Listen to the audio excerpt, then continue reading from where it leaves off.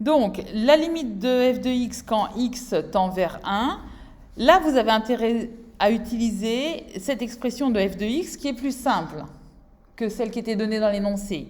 Donc, quand vous faites des calculs et que vous simplifiez l'expression analytique de la fonction f, pensez à l'utiliser. Donc, c'est pour ça que je l'ai mis en gris, mais c'est pour que vous pensiez à l'utiliser. Et donc, eh bien, on refait nos calculs. 1, c'est une borne du domaine.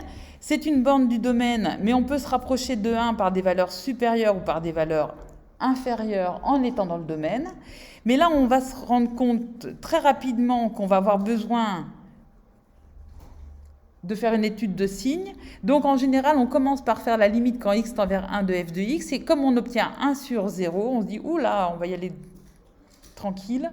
Et on va faire d'abord la limite quand x tend vers 1 par valeur supérieure. Et après, on fera la limite quand x tend vers 1 par valeur inférieure.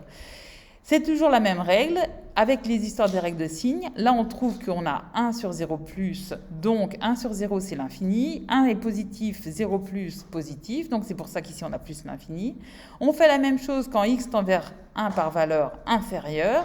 Là, on voit que quand x tend vers 1 par valeur inférieure, x moins 1 tend vers 0 par valeur inférieure. Vous faites un petit dessin ou un tableau de signes. Et vous trouvez ça.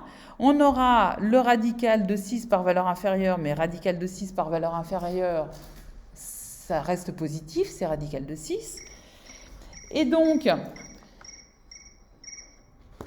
on se retrouve ici avec 4, c'est positif, radical de 6, c'est positif, fois 0 moins.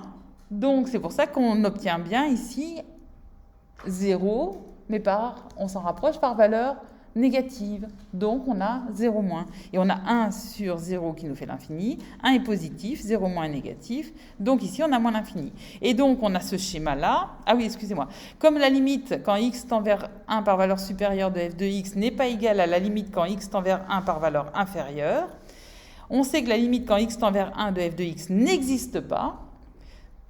Mais ça n'empêche que le graphique de f admet l'asymptote verticale d'équation x égale à 1, et on fait le petit schéma. Donc ici, on a le point d'abscisse 1, et on voit que quand x se rapproche de 1 par valeur supérieure, f de x va vers plus l'infini, on monte, et quand x se rapproche de 1 par valeur inférieure, f de x va vers moins l'infini, donc on descend.